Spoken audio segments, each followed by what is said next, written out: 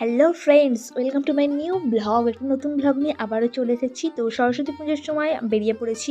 আর আমাকে দেখে মনে হচ্ছে না যে আমি শাড়ি পরেছি, কিন্তু আমি কিন্তু একদম শাড়ি পরেছিলাম। সরস্বতী পুজোয় বেরোবো, তো আবার শাড়ি পরবো না, যা কি হয়। তো শাড়ি পরেই আমি বেরিয়েছিলাম, আর এক শীতের ড্রেস পরেছিলাম। তো এই শাড়িটা তোমরা দেখতে পাওনি, শাড়িটা অবশ্যই দেখতে পাবে কিছুক্ষণ পরে। তো ট্রেনের জন্য আমি ওয়েট করছিলাম স্টেশনে গিয়ে। আর আমার চারিপাশে শুধুমাত্র কাপেল ছিল, কাপেলদের ভিড়। আর আমি মাত্র স্টেশনে একমাত্র সিঙ্গেল যে দাঁড়িয়েছিলাম একা একা, ট্রেনের জন্য অপেক্ষা করছিলাম। তো ট্রেন, আমি বসে আছি ট্রেন কখন আসবে। তো ট্রেন এবার আসবে। তো চলো, ট্রেন এসে গিয়ে আমি মগরায় এইমাত্র নামলাম। তো স্টেশনে নেমেই প্রথমেই আমরা প্রচুর চন্দননগরের জগদ্ধাত্রী পুজোর মতো লাইটিং দেখতে পাচ্ছি। তো শুনেছিলাম মগরাতে সরস্বতী পুজোর জন্য বিখ্যাত, তো কোনোদিনও আমার এখনও পর্যন্ত যাওয়া হয়ে ওঠেনি। তো এই ফার্স্টবার আমি গেলাম মগরায়। তো সত্যি অসাধারণ লাইটিং, জগদ্ধাত্রী পুজোর মতোই। তো চলো, প্রথমেই একটা লাইটিং দেখাই। তো একটা প্যান্ডেলে ঢুকি। তো তোমরা ভিডিওটা কন্টিনিউ করতে থাকো।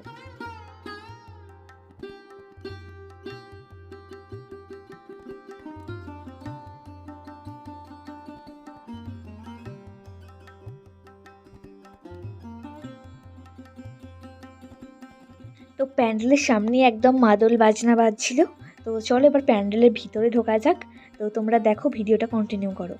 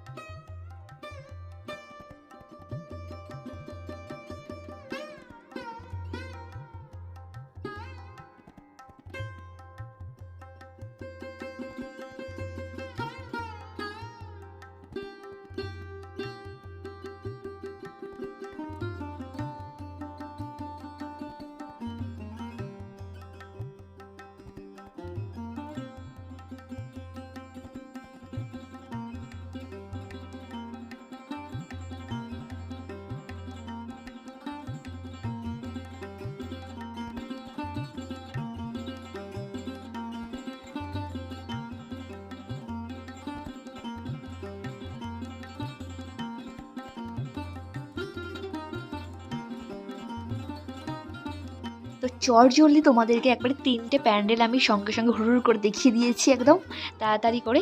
তো এবার আমরা যাচ্ছি নেক্সট প্যান্ডেলে। এই প্যান্ডেলে তোমাদের কেমন লেগেছে অবশ্যই আমাকে জানিও। আমার তো জাস্ট অসাধারণ লেগেছে। তো প্যান্ডেল থেকে আমার বাইরে বেরোতে একদম ইচ্ছাই করছিল না, এত সুন্দর প্যান্ডেলটা হয়েছে। আমার সবচেয়ে বেস্ট এই প্যান্ডেলটা লেগেছে। তোমাদের কেমন লেগেছে অবশ্যই আমাকে জানিও।